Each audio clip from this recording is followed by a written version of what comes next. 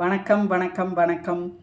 என்கிட்ட நிறைய பேர் கேட்குறாங்க, எப்படி நமக்கான ஹாப்பினஸ்ஸை உருவாக்குறது?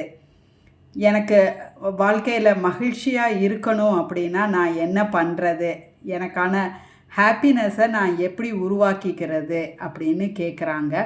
நான் அதுக்கு உங்களுக்கு ஒரு சின்ன கதை சொல்ல விரும்புகிறேன். அன்யூஸ்டு க்ளே, பயன்படுத்தாத களிமண், இந்த கதையோட பேர். ஒரு நாள் கடவுள் களிமண்ணுனால் மனுஷனை உருவாக்கிட்டு இருந்தாராம். ஒரு மனுஷனை உருவாக்குனதுக்கப்புறம் கொஞ்சம் களிமண் யூஸ் பண்ணாமல் மிச்சம் இருந்துச்சான். அப்போ அந்த கடவுள் மனுஷன்கிட்ட கேட்டாராம், இதில் நான் உனக்கு என்ன செஞ்சு தரட்டும் அப்படின்னு கேட்டாராம்.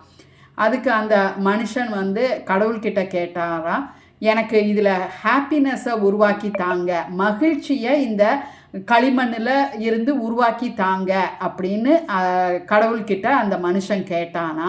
அதுக்கு அந்த கடவுள் மனுஷன்கிட்ட அந்த களிமண்ணை அவன் கையிலேயே கொடுத்து, ஹாப்பினஸ்ஸை நீ தான் உனக்கு உருவாக்கிக்கிடணும், ஸோ உனக்கு தேவையான மகிழ்ச்சியை நீயே உருவாக்கிக்கலாம், அந்த சக்தியை நான் உனக்கு கொடுத்துருக்குறேன், அதனால நீ அந்த களிமண்ணை எடுத்து உனக்கான மகிழ்ச்சியை நீ உருவாக்கிக்கோ அப்படின்னு சொல்லி அனுப்புனாராம்.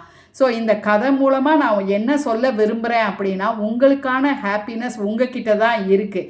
அதை மற்றவங்க உங்களுக்காக வேண்டி உருவாக்க முடியாது. மற்ற விஷயங்கள்னால உங்களுக்கு ஹாப்பினஸ் வராது. உங்களுக்கு மகிழ்ச்சி, உங்களோட ஹாப்பினஸ் உங்களுக்குள்ளேயே தான் இருக்குது. நீங்கள் தான் உங்களுக்கான மகிழ்ச்சியை உருவாக்கணும்.